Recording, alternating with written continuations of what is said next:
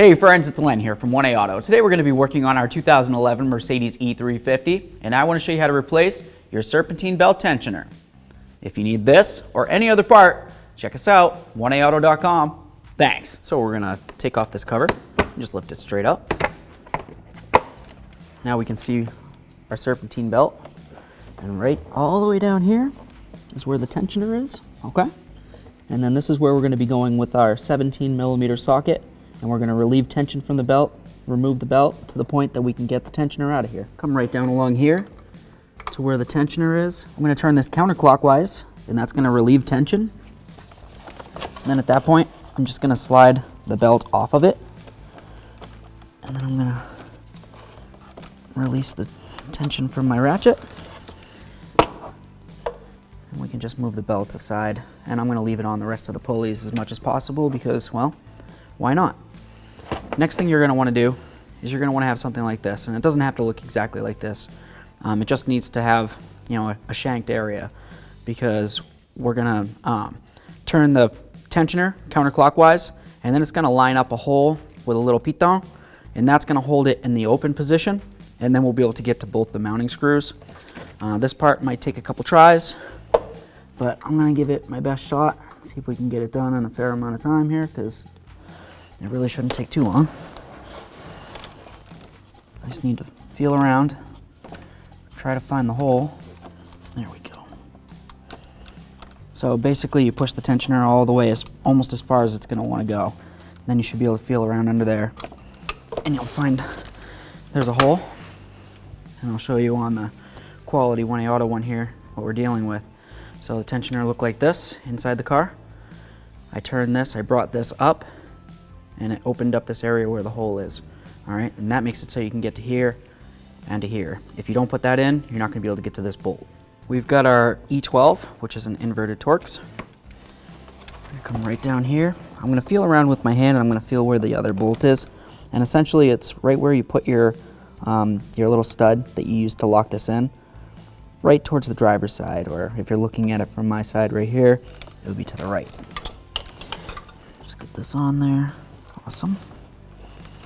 There we go.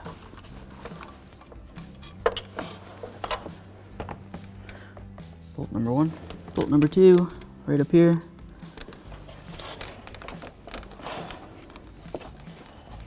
Okay, so just to show you the new to the old here, we're looking at the same exact thing. We've got the same mounting areas, very important. One thing that I would note is using a tool that you want to keep inside here when you take it off might not be the best idea. That was an afterthought. So what I'm going to do is I'm just going to put this in the vise. I'll use my 17 again, release tension, and get my tool out of there. Got one of my bolts in my hand. Just going to slide it through the hole, bring it down, get it approximately where I need it. I'm just going to start this bolt in.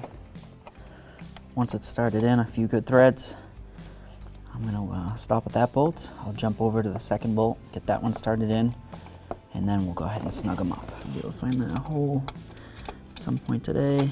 There it is. All right, let's get both these snugged right up. Okay, that's bottomed out. Just give it a teeny bit more. The same to the other one. Okay, it's bottomed out. Teeny bit more. Awesome. All right, so now it's time to carefully take that locking pin out of there. So you're going to take your 17mm socket again, put it right up on there.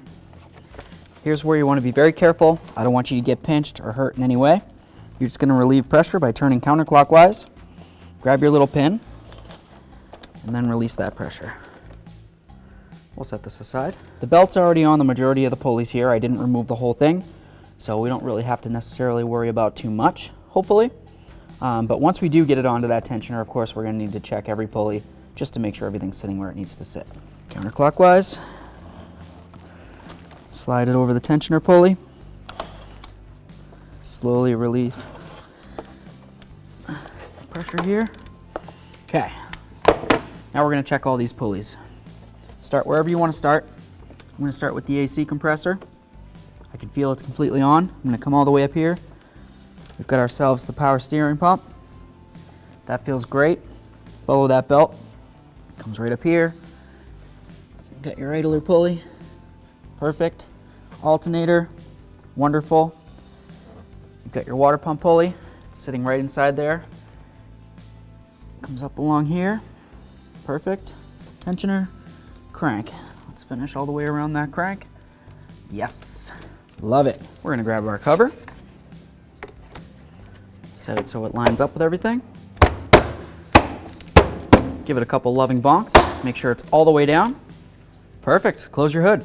Thanks for watching. Visit 1AAuto.com for quality auto parts shipped to your door, the place for DIY auto repair. And if you enjoyed this video, please click the subscribe button.